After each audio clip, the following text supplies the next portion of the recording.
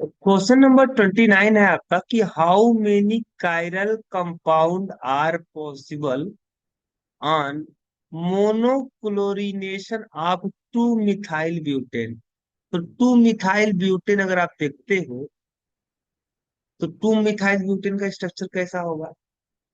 तो अगर मैं बनाऊं तो कुछ इस तरीके से आपका बनेगा। इस तरीके से इसका नाम है आपका टू मिथाइल ब्यूटेन। अब इसका मोनोक्लोरिनेशन करेंगे अगर हम तो यानी मोनोक्लोरेशन क्लोरिनेशन का मतलब हो गया कि एक हाइड्रोजन को हटा करके एक क्लोरीन अगर मैं लाता हूँ तो मैं क्लोरीन कहाँ किस हाइड्रोजन को हटा करके क्लोरीन उसकी जगह पे लाऊंगा।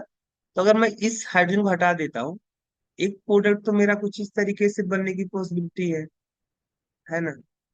इस तरीके से एक आपका एक प्रोडक्ट बनकर तैयार हो गया। दूसरी है कि मैं यहां से हाइड्रोजन को क्या करूं हटा दूं। तो अगर यहां से हाइड्रोजन को हटा एक हाइड्रोजन को हटाकर क्लोरीन लाता हूं तो मेरा जो प्रोडक्ट बनेगा तो कुछ इस तरीके का बनेगा।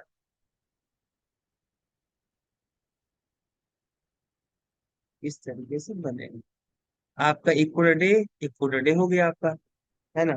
इसका नाम क्या होगा two chloro two methyl butane. इसका क्या नाम होगा आपका इसका नाम हो one chloro one methyl to methyl butane. अब एक कंपाउंड देखो दो कंपाउंड ही हो गया। इसके अलावा अगर आप देखते हो ना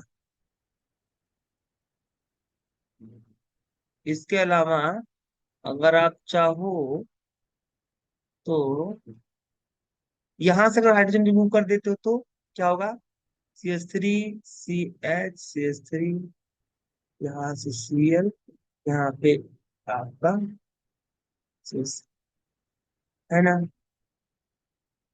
एक कंपाउंड ही बनके तैयार हो गया। इसका क्या नाम होगा। तो इसका नाम होगा आपका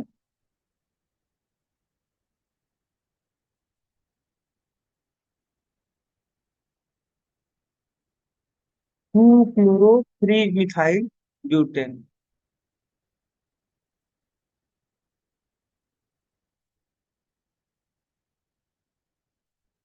और क्या कोई पॉसिबिलिटी है बनाने की। अगर मैं यहाँ से हाइड्रोजन को जो हटा दूं तो CH3 CH3 CH2 और CH2 Cl। ये क्या नाम होगा 1 2 3 वन का one chloro three methyl butane. इसका क्या नाम था two chloro three methyl butane. इसका क्या नाम था one chloro two methyl butane. एक कंपाउंड ही हो गया। लेकिन ये ऑप्टिकली एक्टिव नहीं है ना क्योंकि यहाँ पे कोई भी ऐसा सेंटर नहीं है जो एसिमेट्रिक हो। ये तो ऑप्टिकली एक्टिव नहीं है। और ए वाला जो बना है ये आपका ऑप्टिकली एक्टिव है क्योंकि ये मिथाइल ग्रुप है। ये हाइड्रोजन है क्लोरीन ये अदर ग्रुप है। ये वाला सेंटर आपका क्या होगा एसिमेट्रिक सेंटर ये ऑप्टिकली एक्टिव होगा।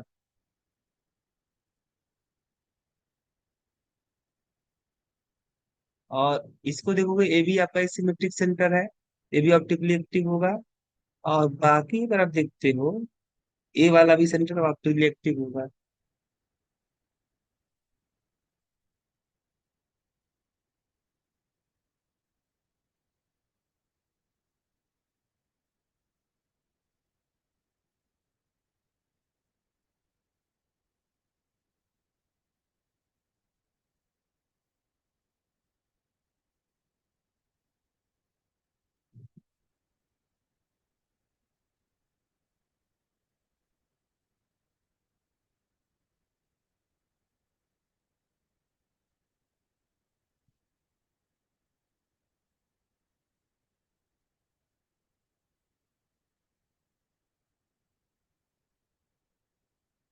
तो 29 का जो सही जो ऑप्शन होगा टू होगा।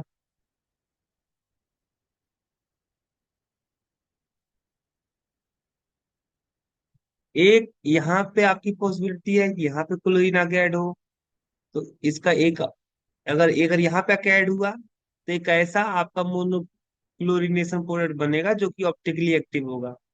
अगर आपका क्लोरीन यहाँ पे आगे ऐड होता है तो आपका ए भी ऑप्टिकली एक्टिव होगा। अगर यहाँ पे 20 यहाँ से आएगा, ए वाला भी ऑप्टिकली एक्टिव होगा।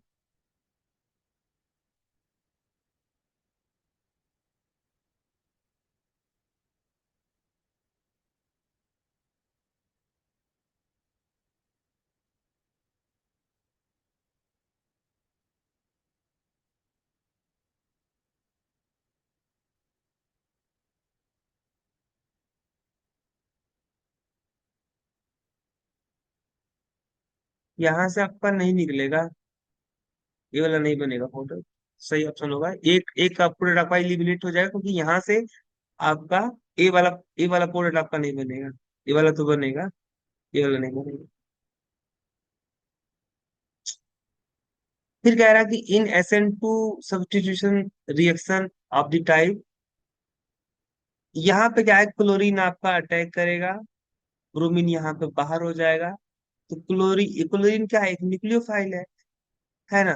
और क्लोरीन जब यहाँ पे अटैक करेगा इस एल्किल ब्रोमाइड पे, एल्किल ब्रोमाइड पे अटैक करेगा तो यहाँ से ब्रोमीन आपका बाहर निकल जाएगा। तो एक क्लोरीन यानी एक न्यूक्लियोफाइल ने एक ब्रोमाइड आयन है, यानी ये भी आपका न्यूक्लियोफाइल है, यानी एक न्यूक्लियोफाइल ने दूसरे न्यूक्लियोफाइल को क्या कर दिया, डिस्प्लेस कर दिया। ये न्यूक्लियोफिलिक सब्स्टिट्यूशन रिएक्शन है, वो भी SN2 है। तो कह रहा है कि which one of the following has highest rate. SN2 reaction की बात करते हो तो जिसमें बॉन्ड डिसोसिएशन एनर्जी सबसे कम होगा वो सबसे फास्ट रिएक्शन देगा। तो सबसे ज्यादा अगर आप देखते हो तो जिसपे स्टेरिक हिंड्रेंस सबसे कम कहाँ पे है, यहाँ पे है ना। तो सबसे ज्यादा फास्ट आपका बी वाला देगा, क्योंकि SN2 जो रिएक्शन होता है, SN2 रिएक्शन में क्या होता है कि जो न्यूक्लियोफाइल होता है वह कार्बन और हाइड्रोजन जो बॉन्ड होता है, इस बॉन्ड के एंटी बॉन्डिंग मॉलिक्यूलर ऑर्बिटल में अपनी इलेक्ट्रॉन डेंसिटी क्या करता है, डोनेट करता है। तो यह न्यूक्लियोफाइल जिस कार्बन के ऊपर अटैक करने वाला है वो कैसा होना चाहिए, लेस स्टेरिक हिंड्रेंस होना चाहिए, ताकि यहाँ पे कोई स्टेरिक फैक्टर नहीं लगे और यहाँ पे रिपल्सन ना हो स्टेरिक इफेक्ट की वजह से। इसके लिए क्या चाहिए कि यहाँ पे आपका स्टेरिक हिंड्रेंस ना हो। तो स्टेरिक यहाँ पे अगर अटैक करेगा ए वाला, बल्कि ए वाला पार्ट आपका क्या करेगा, रिपेल करेगा न्यूक्लियो आने वाले न्यूक्लियोफाइल को। अगर ए वाला यहाँ पे अटैक करता है तो ए वाला ग्रुप आपका इस न्यूक्लियोफाइल के साथ स्टेरिक हिंड्रेंस लगाएगा। अब इस पे अटैक करेगा तो ए वाला ग्रुप लगाएगा, जो कि बल्कि ग्रुप है। ए वाला करे अगर इस पे अटैक किया तो ये आपका इथाइल ग्रुप लगाएगा, यहाँ पे मिथाइल ग्रुप लगाएगा।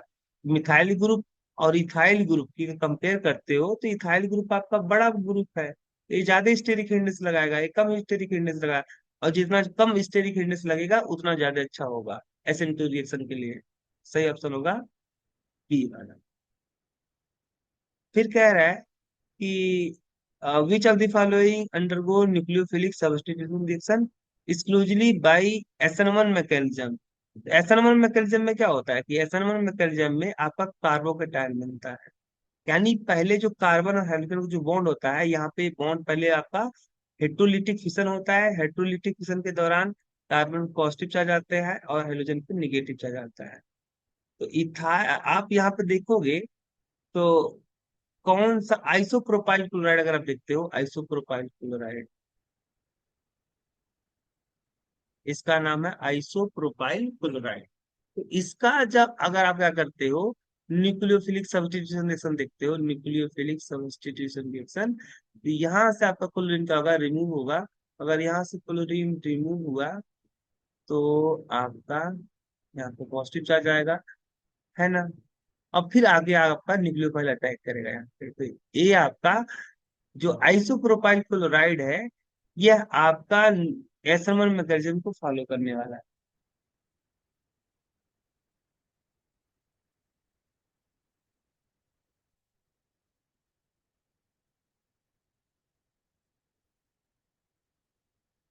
अच्छा, यहाँ पर अगर बेंजीन क्लोराइड अगर आप ले लेते हो तो क्या होगा, बेंजिल क्लोराइड। अगर ए आपका यहाँ पे पहले अटैक, न्यूक्लियोफाइल के अटैक होने से पहले अगर यहाँ से क्लोरीन आपका रिमूव हो जाता है तो कार्बोकेटाइन आपका ये बनेगा, बेंजिल कार्बोकेटाइन, है ना। और ये जो बेंजीन कार्बोकेटाइन होगा रिजोनेंस द्वारा क्या होगा, आपका स्टेबलाइज हो जाएगा। तो ज्यादा प्रोबेबिलिटी तो आपका डी वाले का होगा, बेंजीन क्लोराइड जो होगा वह SN1 मैकेनिज्म को ज्यादा फेवरेबल तरीके से फॉलो करेगा। आइसोप्रोपाइल क्लोराइड आपका 2 डिग्री एल्किल हैलाइड है, और 2 degree alkyl halide SN1 path को भी फॉलो कर सकता है, SN2 पाथ को भी फॉलो कर सकता है, दोनों पाथ को फॉलो कर सकता है। लेकिन बेंजीन क्लोराइड ये एसरमन पाथ को ही फॉलो करेगा, क्योंकि यहाँ पे जो कार्बोकेटाइन बन रहा है वो मोस्ट स्टेबल है, वह रिजोनेंस द्वारा स्टेबलाइज है। कार्बोकेटाइन जो बन रहा है वह स्टेबलाइज है बाय दी रिजोनेंस। यहाँ पे रिजोनेंस के कारण से ये यहाँ पे क्या होगा, डबल बॉन्ड आने लगेगा, ये पाई बॉन्ड यहाँ पे शिफ्ट होगा, तो यहाँ पे कार्बन कार्बन के बीच में डबल बॉन्ड बनेगा, एक पॉजिटिव चार्ज यहाँ पे क्रिएट होगा, फिर ये वाला आगे आपका शिफ्ट होगा, फिर यहाँ पे पॉजिटिव चार्ज आएगा, फिर ये वाला यहाँ पे आएगा। इस तरीके से पॉजिटिव चार्ज पूरे मॉलिक्यूल पे वो डिस्पर्स हो जाएगा। तो रिजोनेंस इफेक्ट के कारण से ये कार्बोकेटाइन स्टेबलाइज हो जाएगा। सही ऑप्शन होगा इसका डी। आपका अगला क्वेश्चन था कि क्या बोलना है।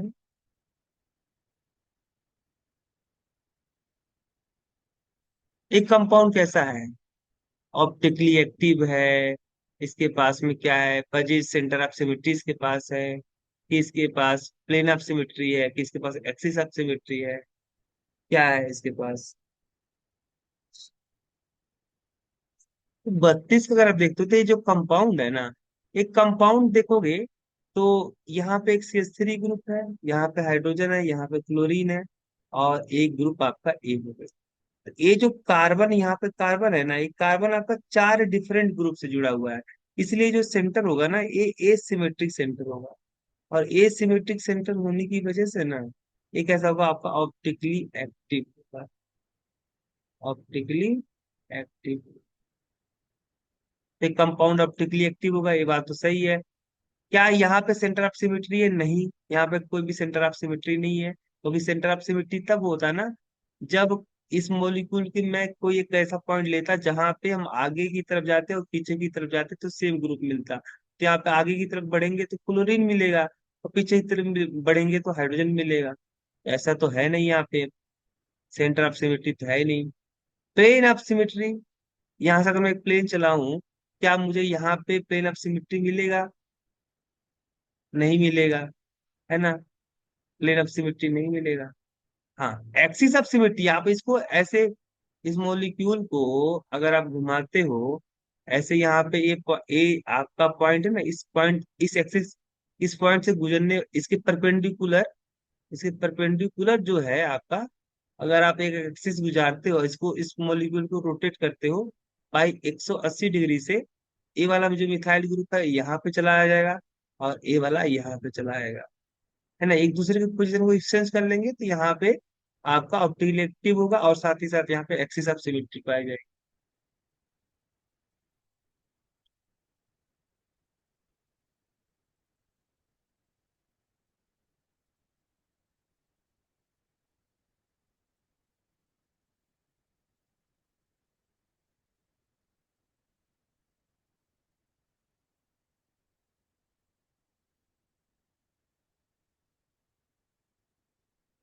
क्वेश्चन नंबर 33 है कि how many stereo isomer does this molecule have.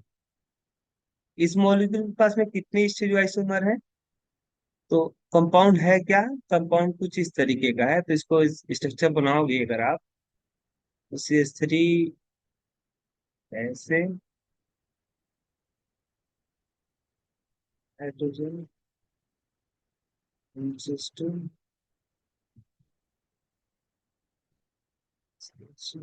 Bromine, और CH3, है ना। तो ये जो आपका मॉलिक्यूल है, इस molecule, how many stereo isomer does this molecule है, इस मॉलिक्यूल के पास में कितने, इस मॉलिक्यूल के कितने स्टीरियो आइसोमर बनेंगे। तो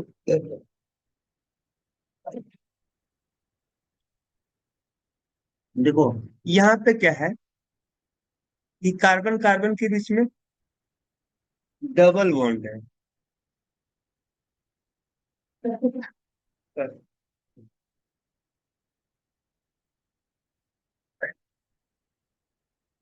तो इस डबल बॉन्ड के अलोंग अगर हम देखें तो यहाँ पे अगर ये जो ग्रुप है आपका, अगर ये ग्रुप ऊपर चला जाए, हाइड्रोजन नीचे चले आए, तो आपका,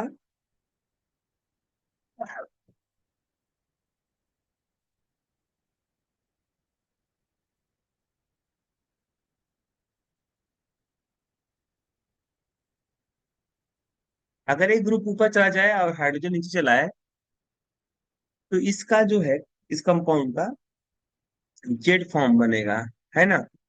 अभी प्रेजेंट टाइम में डबल बॉन्ड जो जिस जिस सिचुएशन में है, यहाँ पे देखोगे तो अगर इसको नंबरिंग करोगे तो ये 1 ये 2 तो 1 और 1 क्या है, एक दूसरे का अपोजिट है। तो ये अभी प्रेजेंट टाइम ई फॉर्म है, तो इसका ई फॉर्म बन सकता है, जेड फॉर्म बन सकता है। और यहाँ पे देखोगे ये आपका जो सेंटर है भाई, एसिमेट्रिक सेंटर है। इस तो एक कंपाउंड ऑप्टिकली एक्टिव होगा, ऑप्टिकली अगर एक्टिव होगा तो इसका डी फॉर्म और एल फॉर्म दोनों एग्जिस्ट करेगा। यहाँ पे क्या कह रहा था कि स्टीरियो आइसोमर, स्टीरियो आइसोमर में क्या होता है आपका, ज्योमेट्रिकल आइसोमर और ऑप्टिकल ऑप्टिकल आइसोमर दोनों एग्जिस्ट आते हैं। इसके दो ज्योमेट्रिकल और दो ऑप्टिकल, यानी टोटल 4 आइसोमर इसके एग्जिस्ट करने वाले हैं। फिर है out of the following alkene that exist optically, optical isomerism, इनमें से कौन सा आपका एल्कीन है जो ऑप्टिकल आइसोमरिज्म एग्जिस्ट करेगा। तो अगर आप देखते हो,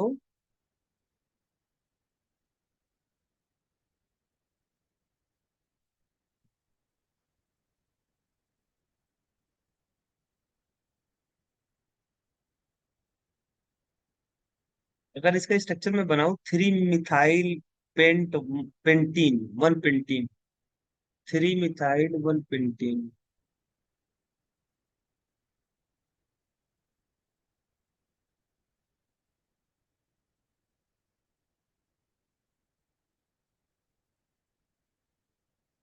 1 2 3 4 5, है ना, 3 मिथाइल 1 पेंटीन।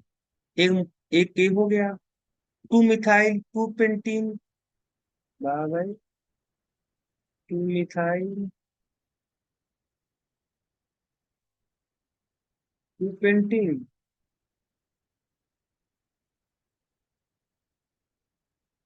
एक ये हो गया। एक 3 methyl 2 pentene, 3 methyl 2 pentene,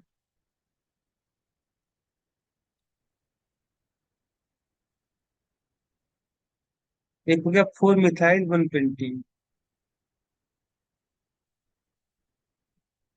4 methyl 1 pentene.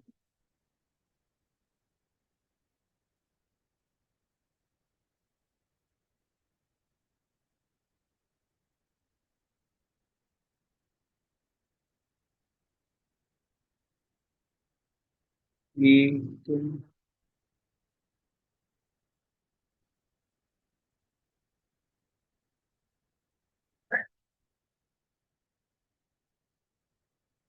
तो यहाँ पे आप देख सकते हो कि ये कंपाउंड आपका ऑप्टिकली एक्टिव नहीं होगा, क्यों?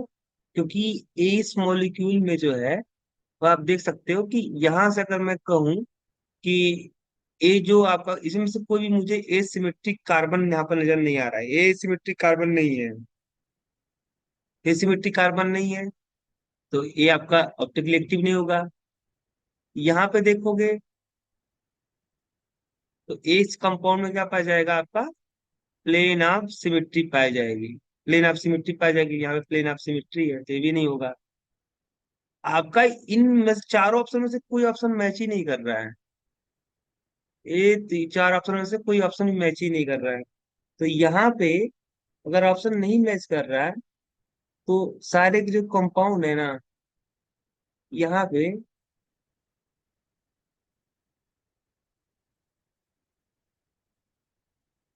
क्या पूछ रहा था, ऑप्टिकली एक्टिव। एक मिनट फिर से बनाते हैं हम लोग ना, थोड़ा सा अच्छे से बनाते हैं।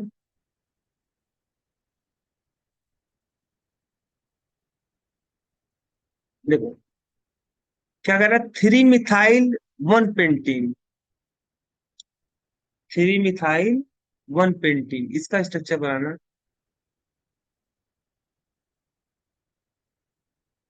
Three methyl one pentene.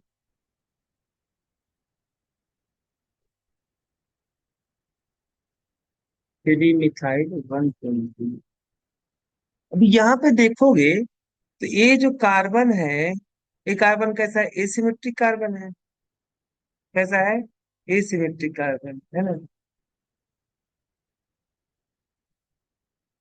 तो अगर एसिमेट्रिक कार्बन अगर ये है, तो ये देखो कैसे सिमेट्रिक कार्बन है, क्योंकि ये जो कार्बन है, ये कार्बन इस एक ग्रुप ए हो गया, एक ग्रुप मिथाइल हो गया, एक ग्रुप ए हो गया, और एक हाइड्रोजन हो गया। तो चारों जो वैलेंसी है ना कार्बन की, वो चारों डिफरेंट ग्रुप से जुड़ी है। तो एसिमेट्रिक कार्बन होने की वजह से कंपाउंड कैसा होगा, ऑप्टिकली एक्टिव होगा। ऑप्टिकली एक्टिव होगा तो सही ऑप्शन होगा तीसरे 34 का ए। ये अगला क्वेश्चन है आपका कि which of the following compound undergo The is of the dehydrohalogenation of alkyl halide with alcoholic KOH। तो कौन सा कंपाउंड जो होगा वह सबसे आसानी से क्या देगा, डिहाइड्रोहैलोजिनेशन। डिहाइड्रोहैलोजिनेशन का मतलब हुआ HX मोलिक्यूल या हाइड्रोजन हाइलाइड मोलिक्यूल का बाहर निकलना। तो इनमें में से कौन सा आपका होगा alkyl halide, 3 degree alkyl halide की 2 डिग्री की 1 डिग्री, कौन आपका फास्ट डी हाइड्रोहाइलोजिनेशन रिएक्शन देगा। तो सबसे फास्ट अगर आप देखते हो,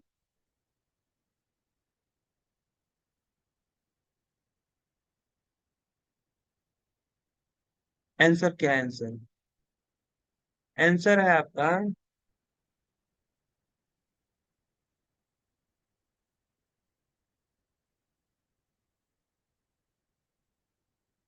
3 degree 2 degree 1 degree, 3 degree 2 degree 1 degree. तो सबसे अगर देखोगे, ये आपका क्या है, ये 3 डिग्री एल्किल हैलाइड है आपका, फिर ये 2 डिग्री एल्किल हैलाइड मान लो।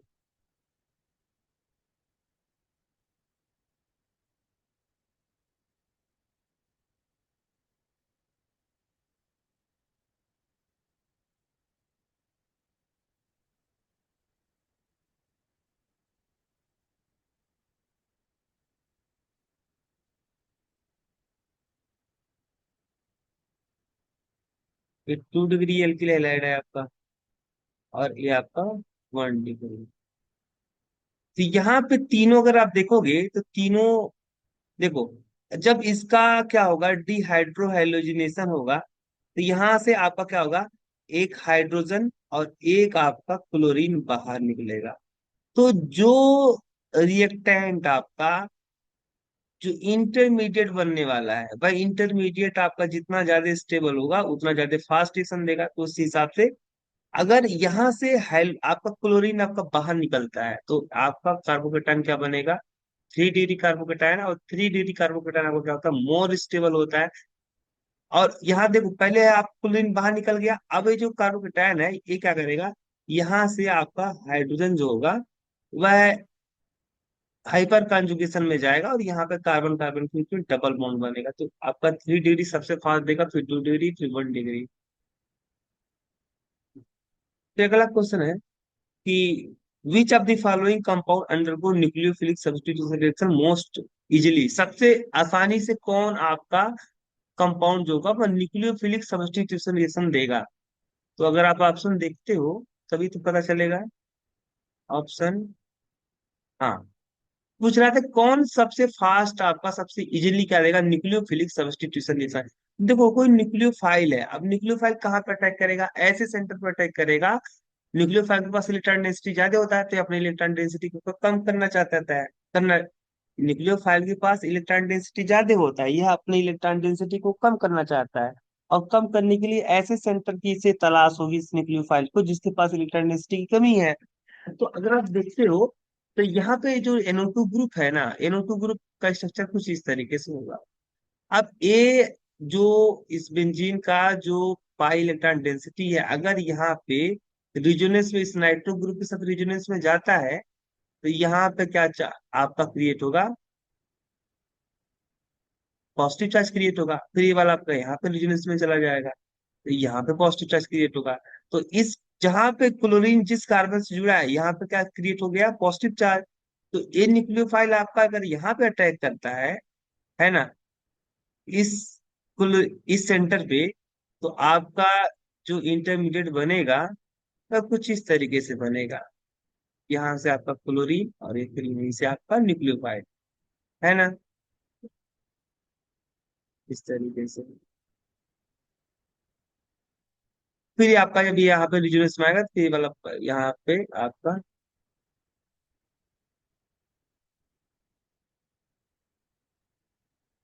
ऐसे लीव कर जाएगा ये। तो आपका सबसे फास्ट जो रिएक्शन देने वाला है वह ए वाला दे रहा है। क्यों? क्योंकि एक क्लोरीन जिस पोजीशन से जुड़ा है ना, इसके पैरा पोजीशन पे क्या है, नाइट्रो ग्रुप है। नाइट्रो ग्रुप किस तरीके से इफेक्ट लगाएगा, -M इफेक्ट।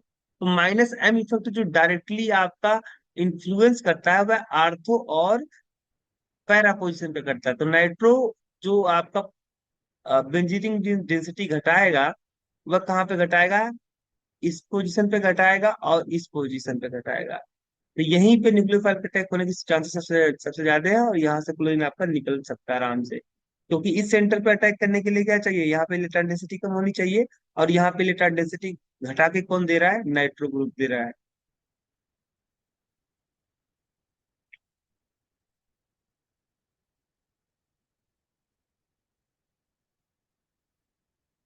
ठीक है ना, the number of optically active product obtain from the complete ozonolysis of this compound. इस कंपाउंड का अगर मैं ओजोनोलिसिस कर दूं तो यहाँ से आपका ऐसे ब्रेक होगा, ऐसे ब्रेक होगा, ऐसे ब्रेक होगा। ये आपका क्या बनेगा, ये बनेगा आपका एसिटाल्डिहाइड। और ये वाला हिस्सा बनाएगा एसिटाल्डिहाइड। ये वाला जो हिस्सा होगा इसमें आपका हाइड्रोजन स्विच और इधर आपका स्विच। ये आपका यहाँ पे दो सेम ग्रुप है तो ये आपका कायरल सेंटर नहीं है। तो ये भी ये तो आपका ऑप्टिकली एक्टिव नहीं है, ये भी नहीं ऑप्टिकली एक्टिव भी है। ये भी ऑप्टिकली एक्टिव नहीं होगा क्योंकि इधर से चो आएगा।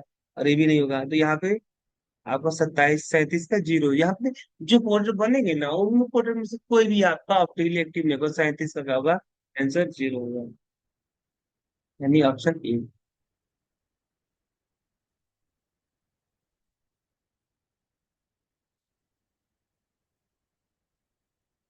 अगला क्वेश्चन है आपका क्वेश्चन नंबर 38 कि इनमें में से जो है ना, कौन सा कंपाउंड है, विच of the following acid does not exist optical isomerism. तो ऑप्टिकल आइसोमेरिज्म कौन नहीं इसमें से एग्जिस्ट करेगा।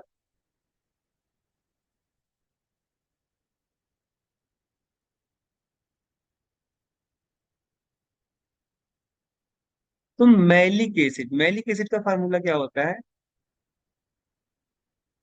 मैलिक एसिड,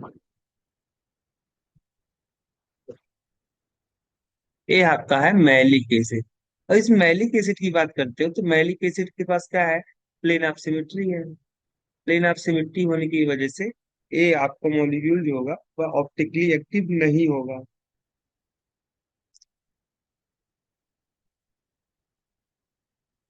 इनमें कह रहा कि आपका potassium iodide in acetone undergo SN2 reaction with each of the PQRS।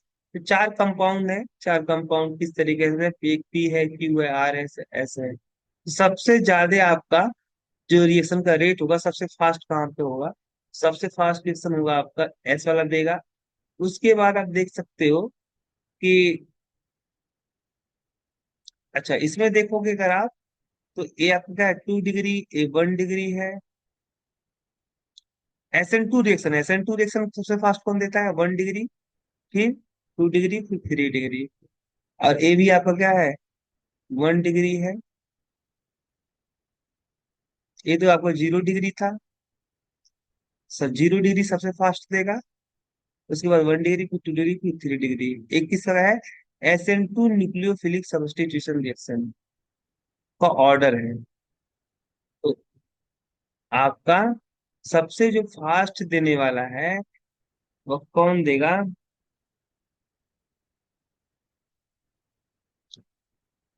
अरे यहाँ पे एस जो है, ए, देखोगे यहाँ से अगर न्यूक्लियोफाइल आपका अटैक करता है यहाँ पे, क्योंकि ये जो कार्बन है ना, ये कार्बोनिल कार्बन है। इस कार्बोनिल कार्बन से आपका डायरेक्टली जुड़ा है कार्बन डबल बॉन्ड ऑक्सीजन। तो यहाँ पे इलेक्ट्रॉन डेंसिटी बहुत कम हो जाएगा, क्योंकि यहाँ पे जो डबल बॉन्ड ऑक्सीजन है ये इलेक्ट्रॉन डेंसिटी खींच लेगा। इस बॉन्डिंग इलेक्ट्रॉन डेंसिटी को खींच लेगा अपनी तरफ ऑक्सीजन। तो इस कार्बन के ऊपर पार्शियल पॉजिटिव चार्ज बहुत ज्यादा क्रिएट हो जाएगा। तो ये क्या करेगा? ये इलेक्ट्रॉन डेंसिटी को अपनी तरफ शिफ्ट करेगा, तो ही कार्बन, अब कार्बन के पास घट गया। अब कार्बन तो फिर इलेक्ट्रॉन डेंसिटी खींचेगा ना कहीं से। तो सबसे ज्यादा फास्ट देगा आपका एस। एस के बाद आपका जो देगा वह पी देगा। पी के बाद फिर आर देगा, फिर क्यू देगा।